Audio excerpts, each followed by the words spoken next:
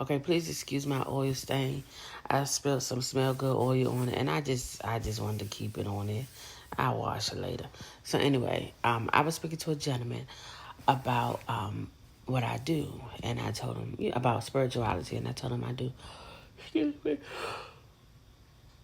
Ooh, excuse me. Spiritual cleanses and readings and I read energies and things like that. And he was like, "Isn't that witchcraft?" I was like, "If that's what you believe it is." Um, and then I proceeded to tell him, that I just don't believe in worshiping another human. I believe in worshiping, or I believe in God. And I don't believe that I have to go through other humans to get to God. I'm just cut out the middleman, take me straight there. And then I was like, people feel how they feel, but everybody has their literature of reference, regardless of who it is.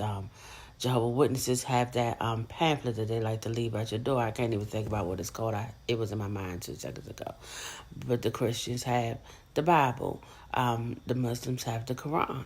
So why is it an issue that spiritual people have their tarot cards or their divination cards?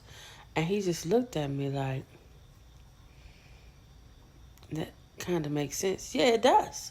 I said, we're all the same, but we're different. But it's just like you having a family. Like, you have your family matriarch, however you want to say it. And so let's say that's your grandmother. Your grandmother had 4 kids. And then you have 3 kids. Somebody else have 2 kids. You all have your own kids. Like that, you still come from the same source. Hello. You might have different upbringings and different backgrounds, but you still come from the same source. And you might have grown up differently, but you still come from the same source. So regardless of your differences, whether you believe things differently, whether you grow things differently, whether you eat differently or do anything differently, it's okay because you come from the same source. So then I looked at him and said, the greatest difference between spiritual people is we don't judge generally. We don't go and force our beliefs on you. You believe what you believe. I believe what I believe, and it's okay.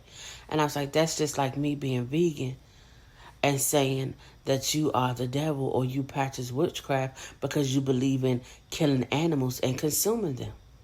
And he looked at me like that was strange. That's what you do if you eat meat. It's nothing wrong with it, though, because I once upon a time was a meat eater. If it wasn't for health issues, I would currently be a meat eater. But it's all in how you express it. That's a sacrifice.